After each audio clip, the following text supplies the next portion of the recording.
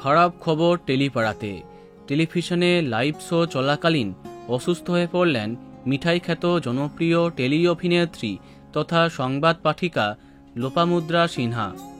মিঠাই ধারাবাহিকে তাকে উল্লেখযোগ্য চরিত্রে দেখেছে দর্শক। সম্প্রতি তাকে নিয়ে এমন খারাপ খবরে সবারই মন খারাপ হলো। বর্তমানে রাজ্যসহ গোটা দেশে অসহনীয় দাবদাহে সবার প্রাণ যায়। এমন তীব্র গরমে সবাইকারই শরীর খারাপ হবার সম্ভাবনা থাকে। এমন অবস্থায় কলকাতা দূরদর্শনে সংবাদ পাঠ করবার সময় অজ্ঞান হয়ে পড়লেন লোপামুদ্রা সিনহা।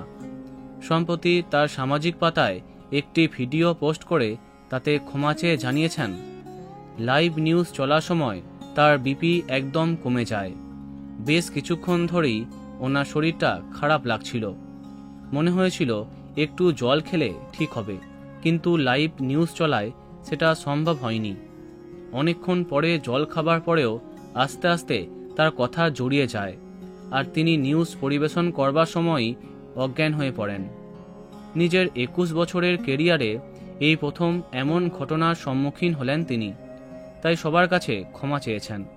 জানা যায়নি বর্তমানে তিনি কেমন আছেন, তবে আশা করব আর যেন এমনটা না হয়, উনি যেন দ্রুত সুস্থ হয়ে ওঠেন। তো বন্ধুরা, ভিডিওটি এইটুকুই।